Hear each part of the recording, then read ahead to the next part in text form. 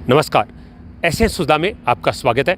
मैं हूं शिव कुमार तिवारी। मित्रों, मैं इस समय आपको हमारे देश की राजधानी दिल्ली का नज़ारा दिखा रहा हूं, एक हेलीकॉप्टर इंस्टीट्यूट का। आज एक ऐसा वीडियो मैं आपके सामने प्रस्तुत कर रहा हूं उन युवाओं के लिए जो पायलट बनना चाहते हैं, प्लेन या हेलीकॉप्टर उड़ाना चाहते हैं। और हर व्यक्ति का सपना होता है कि वो आसमान में उड़े, और आसमान में उड़ने का ज़रिया या तो हवाई जहाज़ है या फिर हेलीकॉप्टर है। और हेलीकॉप्टर में आपका कैरियर क्या है, ये आज मैं बताना चाहूँगा कि कैसे आप हेलीकॉप्टर के पायलट बन सकते हैं, कितनी आपको ट्रेनिंग लेनी होती है, आपकी शैक्षणिक योग्यता क्या होनी चाहिए, सीखने के बाद में आपके लिए नौकरी के ऑप्शन क्या है, आपको कितनी इसमें इनकम हो सकती है, यानी आपकी कितनी सैलरी हो सकती है, ये सारी जानकारियाँ मैं आपको दूंगा। जेट सर्व एविएशन प्राइवेट लिमिटेड दिल्ली का दृश्य आपको दिखा रहे हैं, जहाँ पर हेलीकॉप्टर और चार्टर प्लेन उड़ाने की ट्रेनिंग दी जाती है, डिप्लोमा करवाया जाता है। इंस्टीट्यूट के बाहर आप देख रहे हैं एक बड़ा चार्टर प्लेन खड़ा किया गया है।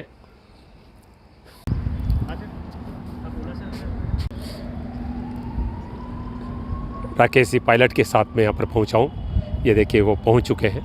इस इंस्टीट्यूट के प्रमुख ट्रेनर हैं और जाने माने पायलट हैं। लगभग 10 हेलीकॉप्टर यहाँ पर है, जिसमें 2 तो बिल्कुल ब्रांड न्यू पैक है। ये देखिए अभी इनकी सर्विसिंग का कार्य चल रहा है। एक अभी यहाँ से उड़ने वाला है, और ये वरिष्ठ पायलट मनोज गुप्ता जी, जो कि इंस्टीट्यूट के प्रोफेसर कहे जा सकते हैं। और ये देखिए इस इंस्टीट्यूट के चेयरमैन आ रहे हैं, ओला जी, राकेश पायलट जी के साथ। हम राजस्थान वासियों के लिए बहुत बड़े गर्व की बात है कि झुंझुनू जिले से निकला हुआ एक युवा आज एयरक्राफ्ट के क्षेत्र में बुलंदियों पर है। जैसा बताया कि 2 एयरपोर्ट आपके पास है, 7 चार्टर प्लेन है, 11 हेलीकॉप्टर आपके पास है, और बहुत बड़ा कार्य आप राजधानी दिल्ली में कर रहे हैं। हमारे दर्शकों को कुछ है इनका मैं परिचय कराऊं। ओला जी इस सारे एम्पायर के he is the boss, he is the owner, and मैं तो इनका बड़ा भाई समझ लीजिए, दोस्त समझ लीजिए।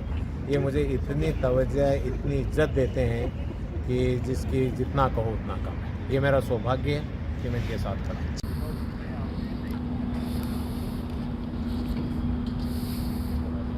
पायलट राकेश जी शर्मा में बताएंगे कि ये किस तरह से स्टार्ट होता है, किस तरह से ऑपरेट होता है, इसकी मशीनरी किस तरह से काम करती है, ये अब हम आपको दिखाने वाले हैं। सभी दोस्तों को मेरा नमस्कार। आज सबसे पहले जो हम बात करने जा रहे हैं वो जो हेलीकॉप्टर में सबसे बेसिक हेलीकॉप्टर जो होता है उससे हम शुरू करेंगे। और इससे पहले मैं इस हेलीकॉप्टर के बारे में बात करना शुरू करूं, मेरे साथ जो मेरे दोस्त खड़े हैं, एस राम ओला जी, ये इस हेलीकॉप्टर के ओनर हैं और ये पूरा इंस्टीट्यूट इनका है। एक बार मैं तिवारी से रिक्वेस्ट करूंगा कि पीछे घुमा के इंस्टीट्यूट का वो भी दिखाएं, ताकि जो भी जिज्ञासु लोग हैं उनको ध्यान रहे कि हम कहाँ खड़े हैं। और क्योंकि आज का पर्पज़ यही है अवेयरनेस कि भाई कैसे हेलीकॉप्टर की ट्रेनिंग होती है, कैसे इसकी मेंटेनेंस होती है। सो दोस्तों आगे चलते हैं। इसी वीडियो में अपन है कि ये जो हेलीकॉप्टर जिसके पास हम खड़े हैं, ये रॉबिन्सन R44। जैसे अपने गाड़ियों में होता है ऑडी, जैसे गाड़ियों में होता है मर्सिडीज़, वैसे ये हेलीकॉप्टर की और कंपनी का जैसे होता है उसका नाम है R44, और कंपनी ओला जी की जो है उसका नाम है फ्लाई ओला, और इनका टेक लाइन है योर स्काई टैक्सी। तो ये आपका है। ये जो दोस्तों आप इसके ऊपर देखते हो, ये सब लोगों के लिए जानकारी के लिए कि जो VTHNC है, V for Victor, T for tango. India में जितने भी हवाई जहाज़ या हेलीकॉप्टर जो भी रजिस्टर्ड होंगे, जैसे अपने राजस्थान में गाड़ी रजिस्टर होती है तो RJ 14 नंबर होता है, वैसे जितने भी हवाई जहाज़ इंडिया में रजिस्टर्ड होंगे, अगर वहाँ VT नहीं लिखा है इसका मतलब वो इंडियन रजिस्टर्ड एयरक्राफ्ट या हेलीकॉप्टर नहीं है। अगर अमेरिका में एयरक्राफ्ट और हेलीकॉप्टर रजिस्टर्ड है तो उसका N नंबर होगा, N सो एंड सो। तो ये रजिस्ट्रेशन मार्किंग होती है, और जब भी हम फ्लाई करते हैं तो यही इसको कॉल साइन बोलते हैं। अभी एक बेसिक है, आइए ओला साहब इधर आइए, अपन इनको बताते हैं। एक बेसिक अगर आप देखो तो हेलीकॉप्टर में क्या होता है, इसको जो लोग देसी भाषा में पंखा बोलते हैं, इसको रोटर बोलते हैं, और इसको रोटर ब्लेड, ये रोटर ब्लेड है। ये जब रोटर इंजन स्टार्ट होता है तो ये एक डिस्क के रूप में काम करती है, और उससे हेलीकॉप्टर को लिफ्ट प्रोड्यूस होती है। पीछे आप एक छोटा पंखा देख रहे हैं। पंखा मैं इसलिए कह रहा हूँ कि लेमैन की भाषा में इसको पंखा बोलते हैं, हम टेक्निकल भाषा में इसको टेल रोटर बोलते हैं। ये टेल रोटर है, ये मेन रोटर है। ठीक है साहब। जो ये खड़ी आप इसमें देख रहे हैं वर्टिकल, आप इधर से चलिए तो मैं इधर से पीछे से आगे आता हूँ। ये वर्टिकल आप जो देख रहे हैं ब्लू कलर की, इसको फिन बोलते हैं, स्टेबलाइज़र। जैसे ये जो है, ये जो ऐसे जो लेटा है इसका, ये स्टेबलाइज़र कहलाता है ये। और ये जो आप देख रहे हो ये एरोफॉइल शेप है। ये सिंपल नहीं है, आप देखोगे तो यहाँ से चौड़ा है, पीछे ये जाता है। इसका पर्पज़ ये है कि बर्नौलीज़ लॉ जो है, नीचे एयर प्रेशर ज़्यादा होगा, ऊपर से ट्रेवल करेगी एयर तो कम होगा, तो इसको लिफ्ट मिलेगी। ये फार्मूला है, एक बेसिक, बाकी आप पढ़ेंगे। अब आप आ जाइए, इसको टेल गार्ड बोलते हैं। जो इसके ये टेल गार्ड है, ये आ गया। अब ये एंटीनाज हैं, उसके बाद में इसको स्किड बोलते हैं। और ये आपको मैंने बता ही दिया, यहाँ पे इंजन है। अब हम नीचे के पोर्शन में आते हैं। आइए थोड़ा सा। फ्यूल कहाँ होता है इसका? ये फ्यूल यहाँ टैंक होता है। इसका फ्यूल टैंक, ये फ्यूल टैंक है, यहाँ से रिफिलिंग होती है। अंदर बैटरी वो है, वो फिर कभी एक बेसिक आज आपको बता रहे हैं आइडिया, फिर हम कभी डिटेल में बताएंगे। बिकॉज अगर डिटेल में हम चलना शुरू करेंगे तो इसके बारे में बहुत हो जाएगा। पीछे से आपको दिखाया, थोड़ा आगे से दिखा देते हैं तिवारी जी, उसके बाद में अपन एक जनरल थोड़ा सा, ताकि एक हर आदमी की जिज्ञासा होती है। आप बहुत कवरेज करते हो शादी ब्याह में, लेकिन इतना डिटेल में जो लोगों की जिज्ञासा होती है वो नहीं हो पाता है। ये इसके लाइट्स हैं, जैसे गाड़ियों में लाइट होती हैं वैसे लाइट हैं। और एक चीज़ और मैं आपको बताना चाहूँगा कि देखिए, आप इधर देख रहे हैं एक ब्लू लाइट है जी। ये आइए, अब इधर आइए, इधर रेड लाइट। जैसे अपने गाड़ियों में होता है कि अपन जब चलते हैं तो हम रोड के लेफ़्ट साइड में चलते हैं। हेलीकॉप्टर में जब भी, और एयरक्राफ्ट और हेलीकॉप्टर का ये सिस्टम है कि अगर आपको कोई भी आमने सामने अगर एयरक्राफ्ट या हेलीकॉप्टर आता है तो वो अपने अपने राइट साइड में टर्न करेंगे। ये आ रहा है, इसका राइट साइड ये है, ये आ रहा है, इसका राइट, तो क्या होगा, ऐसे आएंगे तो अपने आप वो ऑटोमेटिक एक दूसरे से दूर जाएंगे। ये इसका पर्पज़ है।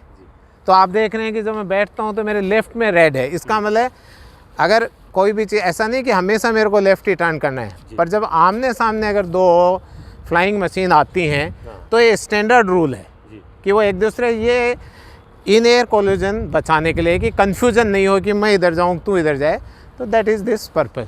बाकी मोरलेस आपने देख लिया, पीछे एग्जॉस्ट है, ये रोटर ब्लेड की बात होगी। मित्रों, मैं इस समय आपको दिल्ली का दृश्य दिखा रहा हूँ। ये ओला जी की हेलीकॉप्टर कंपनी है जिसका हम कवरेज कर रहे हैं और कंप्लीट जानकारी दे रहे हैं कि हेलीकॉप्टर जो मशीन है उसमें किस तरह के यंत्र काम करते हैं, उसकी बॉडी क्या है।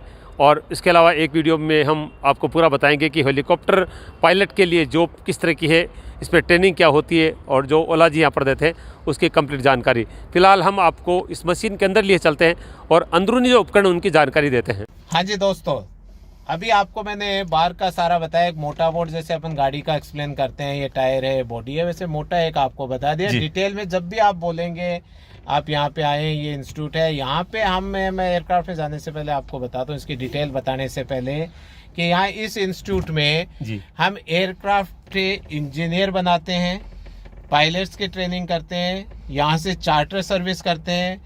आपको अगर हेलीकॉप्टर या एयरक्राफ्ट लेना है, खरीदना है, तो वो काम हम करते हैं। और हम MBA इंस्टीट्यूट भी है यहाँ पे। तो under one umbrella you will get everything. आप अपने बच्चे को हेलीकॉप्टर या एयरक्राफ्ट का इंजीनियर बनाना है तो दिस इज द इंस्टीट्यूट। आपको अगर अभी हेलीकॉप्टर ट्रेनिंग, पायलट की ट्रेनिंग शुरू कर रहे हैं तो यहाँ पे आपको MBA कराना है तो हम यहाँ पे करें। There are lot of other activity. एक ही छत के नीचे सब सुविधाएं हैं यहाँ, सब सुविधाएं। आप आइए, आपने देखा। अब हम इसके हेलीकॉप्टर के बारे में, ये बहुत प्यारा सा और बहुत खूबसूरत सा है। इसका मेन ये जो आप देख रहे हो, इसको हम कंट्रोल स्टिक बोलते हैं जी।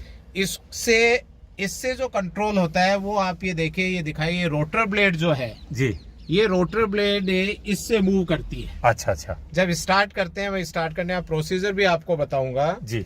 और आप देख रहे हैं कि ये जो मेरे पाँव की तरफ ये जो देख रहे हैं, इसको हम रडर बोलते हैं जी। तो स्टार्ट करते टाइम इसको न्यूट्रल रखना होता है, क्योंकि अगर आपने न्यूट्रल नहीं रखा तो ये वहां पीछे और जैसे ही रोटर शुरू होगा तो ये वहाँ पे और स्किड करेगा जी। तो झटका लगेगा। तो सबसे पहले इसको न्यूट्रल करके और यहाँ आइए जी। ये जो पैनल आप देख रहे हो, हाँ। ये जो मैंने आपने हेडसेट ये देखिए, इसको जो हाँ। मैंने लगा रखा है, तिवारी जी पहले यहाँ दिखाइए। जी जी जी। ये जो मैं हेडसेट है, इससे मेरा ATC के साथ में कम्युनिकेशन रहता है। तो ये है, इसको जब यहाँ अब आइए, ये जो पैनल है, इस पैनल के ऊपर और हम फ्रीक्वेंसी जिस ATC के साथ में होते हैं उसके लगाते हैं। ये GPS है, जैसे आजकल गाड़ियों में भी आपको जाना होता है वो लगाते हो, वैसे यहाँ जहाँ जाना होता है उसको भर देते हैं। ये है, इसको इन करते हैं प्राइम। तो जैसे अपन तेल देते हैं ना, तेल ये कर दिया, फिर ये स्विच है, उसके बाद में आप देख रहे हो मास्टर बैटरी, ये बैटरी स्विच है, और यहाँ चाबी लगा के ठक ठक ठक कहानी शुरू। जी जी। अब अपन आते हैं शुरू होते ही, अब इंस्ट्रूमेंट पे आ जाइए। पहले ये देखते हैं कि इनमें से कोई लाइट नहीं जल रही हो। अच्छा। कोई भी इमरजेंसी आएगी दोस्तों, तो सबसे पहले आपको इंडिकेशन आता है। कोई भी मशीन एकदम से गिव अप नहीं करती है। जैसे अपना शरीर अपने को पहले पता लग जाता है कि बुखार होने वाला है, वैसे ही कोई भी इमरजेंसी इसमें आएगी जो इससे रिलेटेड है, तो ये दे रखी है। ये लाइट जलेगी, ये लाइट जली, इसका मतलब वहां सिस्टम में दिक्कत है। अगर ये लाइट नहीं जल रही है, इसका मतलब ये सिस्टम परफेक्टली ऑलराइट काम कर रहा है। अब अपन आते हैं, सबसे पहले जैसे इसको आप करेंगे तो आप देखेंगे कि ये इंस्ट्रूमेंट बहुत बेसिक से इंस्ट्रूमेंट है। जैसे जैसे मशीन बड़ी होती जाएंगी, जैसे मैंने मेरे पहले वीडियो में भी तिवारी जी से बात हो रही थी कि 5 करोड़ से लेके 100 करोड़ तक के हेलीकॉप्टर हैं, तो आपको पता है कि जिस तरह, लेकिन ये सबसे प्यारी मशीन है। अब आप देखिए, ये ऑल्टीमीटर ALT लिखा है, ये आपको हाइट बताता है जी, ठीक है। इससे कितनी ऊंचाई पर उड़ रहा है इस समय? हाँ, इस हाइट का भी आप देखिए, ये हमेशा ग्राउंड से नहीं दिखाएगा, ये आपको सी लेवल से हाइट लेनी होती है। अच्छा। तो आपको यहाँ इसमें सेट करना होता है कि आपका ये लेवल है जी, तो ये हमेशा सी लेवल से आपकी हाइट होगी। बिकॉज जितने भी एयरक्राफ्ट फ्लाई करते हैं उनकी जो लीज आती है वो मीन सी लेवल से जी। आपका हेलीवेस है। अब आप आइए दूसरे पे, ये वर्टिकल स्पीड इंडिकेटर है, ये अप और डाउन। जब आप डिसेंड करेंगे तो ये सुई डाउन को आएगी, और ये अप करेंगे, जब क्लाइम करेंगे तो ये अप पे जाएगी। एक बेसिक, और ये रेट ऑफ डिसेंड और ये रेट ऑफ क्लाइम इसमें दे रखे हैं। अब आप ये आइए टर्न एंड स्लिप। देखिए, कई बार अपन गाड़ी भी चलाते हैं तिवारी जी, तो टर्न पे आपने देखा कि एकदम से आप काटते हो तो आपके नीचे सीट पे ऐसे लगता है कि हम स्किड कर रहे हैं। इसमें ये दे रखा है, अगर आपका प्रॉपर कॉम्बिनेशन टर्न नहीं है, मतलब आपने प्रॉपर बैंक नहीं दे रखा है और प्रॉपर नहीं दे रखा है, तो ये बॉल लेफ्ट या राइट चली जाएगी। During turn this ball should be in the centre. जी जी। फ्लाइंग करते टाइम ये आपको दिखाता है कि आप पे बैलेंस फ्लाइंग कर रहे हैं या टर्न कर रखा है। टर्न एंड स्लिप इंडिकेटर है। अब आप आइए सॉरी, ये स्पीड इसमें दोस्तों नोट्स में होती है। आप देख रहे हैं, इसकी यूनिट नोट्स है। ये जो कैलिब्रेशन होती है, 1 knot is equal to 1.8 kilometres. So convert करके अगर आप उसमें, अब आप इसमें अपने आप अंडरस्टूड है, जो ये लगा रखे हैं ये इसके हाईएस्ट है, ये सेफ फ्लाइंग जोन के वो है, तो ये मीटर है जी। अब ये इसका आरपीएम इंजन आरपीएम, तो ये इंजन पैरामीटर है, ठीक है जी। इसमें दिखाते हैं, ये वो है आपका मैनिफोल्ड प्रेशर जी, और इंजन का प्रेशर कितना है, ये इंजन का प्रेशर दिखाता है। सिंपल सा फार्मूला है, needle should be in the green, और येलो में आगे it means caution, it should not hit. तो ये एकदम से रेड में नहीं जाएगी, ग्रीन से येलो में आएगी। गाड़ी वाला गरम वाला सिस्टम है, गरम जैसे अपन गाड़ी में होता है इंजन। बाकी तो मेन ये इंस्ट्रूमेंट, ये जो प्लेन दिखाया गया ये कंपास है जी, ये आपका डायरेक्शन बताता है। अच्छा, ठीक है, तो किधर जा रहे हैं, एक ये रहा, ये जायरो कंपास बोलते हैं इसको। जैसे अभी अपन खड़े हैं वो नॉर्थ ईस्ट को फेसिंग करके खड़े हो। अच्छा अच्छा, ये हमेशा जब जाएंगे तो घूमता दिशा सूचक है। ये दिशा सूचक, आपने बहुत सही कहा, ये दिशा सूचक है। और ये फायर एक्सटिंग्विशर लगा हुआ है जी। अब एक बात आ गई, आपने सारी बात हमने कर ली, पर एक्सीलेटर कहाँ है? जी जी जी, मेन चीज आती है पावर कहाँ है। बिल्कुल बिल्कुल। तो उसके लिए दोस्तों ये देखिए आप, ये जो आप देख रहे हो ये बहुत इंपॉर्टेंट है। अच्छा अच्छा, ये मेन इसकी लाइफ लाइन है। ये इसको एक्सीलेटर बोलते हैं। जैसे जैसे आप ऊपर करेंगे इसको कलेक्टिव बोलते हैं। अच्छा। हमारी भाषा में कलेक्टिव बोलते हैं, आपकी भाषा में इसको एक्सीलेटर कह लीजिए, थ्रोटल कह लीजिए। जैसे जैसे मुझे पावर देनी होगी मैं इसको ऊपर बढ़ाऊंगा, ऊपर खींचूंगा। एक लेवल ऐसा आएगा जब एयरक्राफ्ट हवा में आएगा, पंखा तेज इसी से होता है, पंखा तेज इसी से होता है, बिल्कुल। पंखा कम इसी से होता है। हम्म। जब पावर बढ़ेगी तो मैं इसको स्पीड में कन्वर्ट करूंगा, ऊपर लेके, और फिर आगे बढ़ना होगा तो मैं इसको देखे ये आगे जाएगी ऐसे, अच्छा जा रही है तो डिस्क ऐसे जाके और आगे चली जाएगी। जी। पीछे लेना होगा मैं इसको रोकूंगा, नीचे आना होगा पावर कम करूंगा। बहुत सिंपल सा फार्मूला है, बिल्कुल। बहुत ही मजेदार चीज है। पायलट बैठ चुके हैं, स्टार्ट होने वाला है, ये पंख खिलने लगे हैं।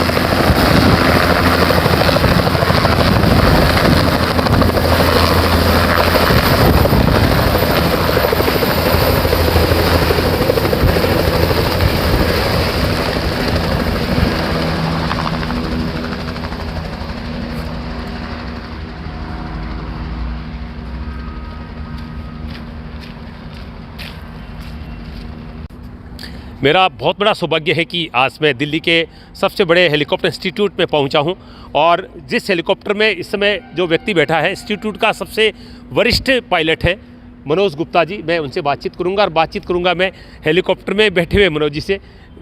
वो आप ड्राइविंग सीट पे हैं और मैं बगल वाली सीट में इनके साथ बैठता हूँ। वेलकम ऑन सर, बहुत बहुत स्वागत है आपका। आर्मी और एयरफोर्स में मिला के तकरीबन 10 साल पहले फ्लाइंग किया है जी। और उसके बाद फिर मैं वापस आर्मी की ग्राउंड ड्यूटी फील्ड में चला गया, जहाँ पे मैं काउंटर टेररिस्ट ऑपरेशन किया करता था। जी। रिटायरमेंट मैंने लिया है 2007 में जी। और उसके बाद से मैं सिविल एविएशन का अब मेरे साथ दो पायलट एक साथ हैं, एक तो संस्थान के वरिष्ठ पायलट मनोज गुप्ता जी, और दूसरे इस संस्थान के बहुत ही उत्साही पायलट राकेश शर्मा जी, जो कि युवावस्था से 17-18 वर्ष की उम्र से ही जिन्होंने हेलीकॉप्टर उड़ाना शुरू कर दिया था।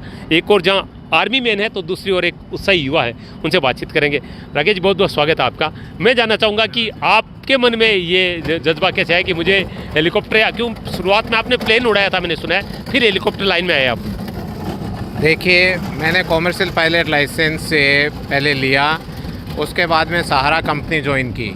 सहारा कंपनी ज्वाइन करने के बाद में वहाँ पे और बोइंग 737-200 पे हमने फ्लाइंग शुरू की, लेकिन over A time of period मेरे को वहाँ मज़ा इसलिए नहीं आया। हो सकता है हर आदमी की अपनी नेचर होती है, तो वहाँ पे 30,000-35,000 फुट पे जाइए, उसके बाद में लैंड कर जाइए, पैसेंजर अपने घर, आप अपने घर, तो मुझे कोई ख़ास मज़ा आया नहीं। दैन मैं चूँकि नेचर के साथ जुड़ा हुआ हूँ, गांव बेस आदमी हूँ, मेरा बैकग्राउंड ग्रामीण है, खेत में काम करते थे, तो वो नेचर से एक जुड़ाव था, वो ख़त्म होता जा रहा था। तो हेलीकॉप्टर का जब मेरे को हुआ, तो हेलीकॉप्टर जनरली नेचर के साथ रहता है, आपने देखा होगा। दिखता रहा, पहाड़ियों के ऊपर से निकलते हैं, पहाड़ियों के ऊपर से निकलते हैं, नीचे नदियाँ बह रही होती हैं, झरने बह रहे होते हैं, तो उस चीज़ को एंजॉय करने के लिए क्या बात। जनरली लोग हेलीकॉप्टर से हवाई जहाज़ पे आते हैं।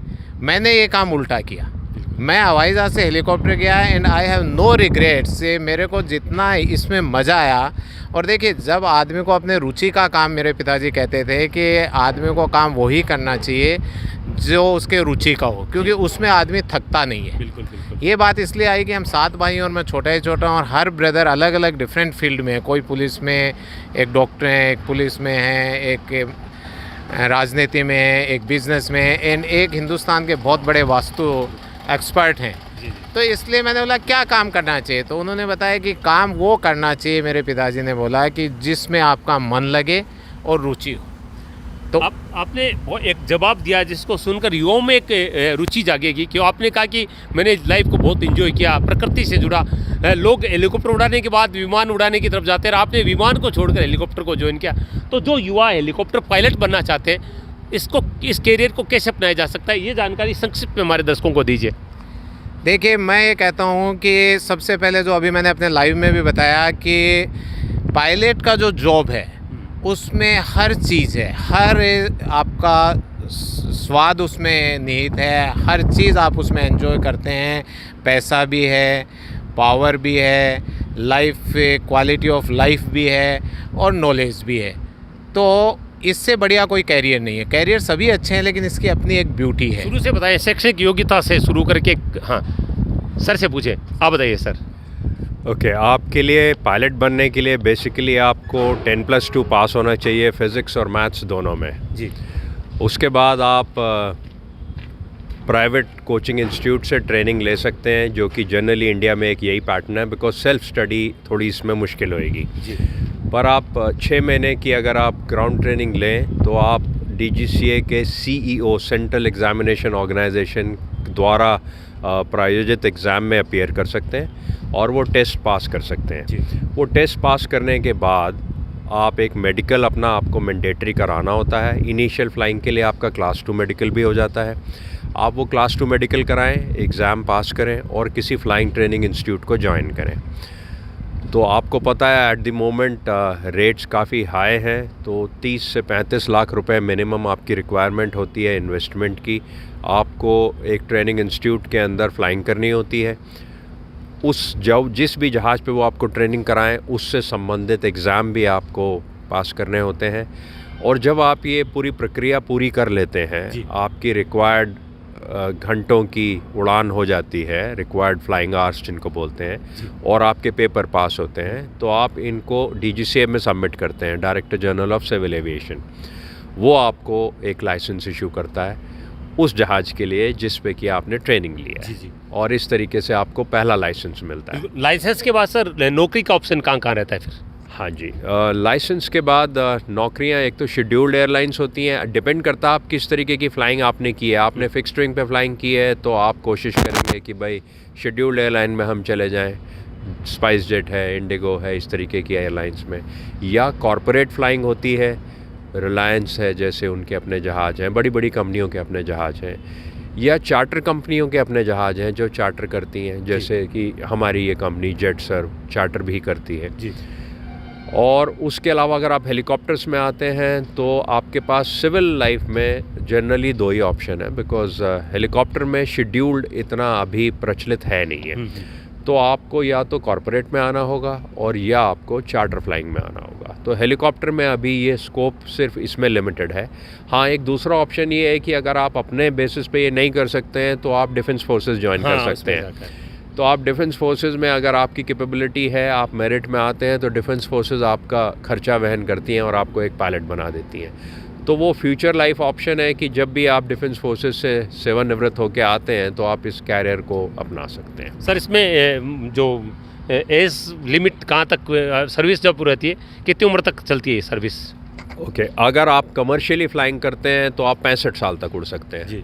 अगर आप प्राइवेट फ़्लाइंग करते हैं PPL लाइसेंस के बेसिस पे तो आप 70 साल तक उड़ सकते हैं। चलिए, बहुत बहुत धन्यवाद। ये कंप्लीट जानकारी आज आपको मैंने दी है कि आप एयरक्राफ्ट या हेलीकॉप्टर उड़ाने के लिए, यानी अगर पायलट की डिप्लोमा करते हैं तो आपके लिए संसाधन क्या है, कैसे आप कर सकते हैं और करने के बाद आपको सर्विस के क्या मौके मिलते हैं। तो उम्मीद है कि जो युवा आसमान में उड़ना चाहते हैं उनके लिए कार्यक्रम निश्चित रूप से कारगर साबित होगा।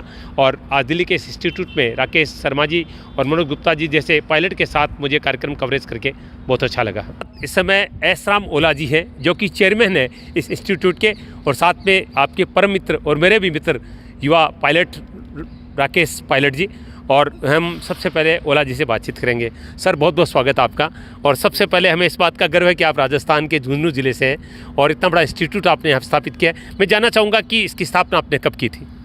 सर, इंस्टीट्यूट की स्थापना 2006 में स्टार्ट किया था इंद्रप्रस्था के नाम से, इंद्रप्रस्था इंस्टीट्यूट ऑफ एरोनॉटिक्स के नाम से। फिर 2007 में इंद्रप्रस्था इंस्टीट्यूट मैनेजमेंट और 2007 में इंद्रप्रस्था फ्लाइंग एकेडमी। उसके बाद 2007 में हमने कनाडा एंडोरिया में फ्लाइंग क्लब खोला और यहाँ इंडिया के जितने भी पायलट स्टूडेंट को वहाँ भेजकर हमने फ्लाइंग करवाई।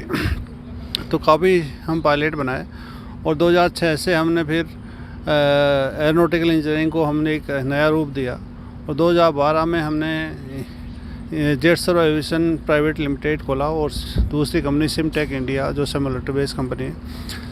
जेटसर्व एविएशन में हमने स्टार्ट किया था MRO रिपेयर मेंटेनेंस ओवरऑल से। उसके बाद 1 by 1 में बहुत सारे लाइसेंस, आज इंडिया में सबसे ज़्यादा लाइसेंस इसमें है और उसमें काफ़ी हेलीकॉप्टर्स हैं और हमारा अप्रूव्ड लाइसेंस हेलीपोर्ट है गुड़गांव में, वहीं से फ्लाइंग होती है। और उसके अलावा हम 7 aeroplane, business jet, air cargo, जितने भी celebrities, cabinet minister, chief minister, सबको हम देते हैं। और उसमें एयर एम्बुलेंस का लाइसेंस है, जिसमें एयर एम्बुलेंस की पूरी मेडिकल टूरिज़्म को हमने इंडिया में सबसे नया रूप दिया और नया दिशा की तरफ लेके गए। मेडिकल टूरिज़्म के लोग जानते ही नहीं थे। बहुत सारे ऐसे जगहों में लोग जहाँ ट्रीटमेंट का कोई वही अच्छा हॉस्पिटल नहीं था, वहाँ से उनको हम इमीडिएटली वहाँ से पिकअप करके एक मेट्रो में जितने बड़े 5 स्टार हॉस्पिटल थे वहाँ तक पहुँचाया और उनको टाइमली हमने ट्रीटमेंट में बहुत बड़ा सहयोग रहा थ्रू आउट कंट्री।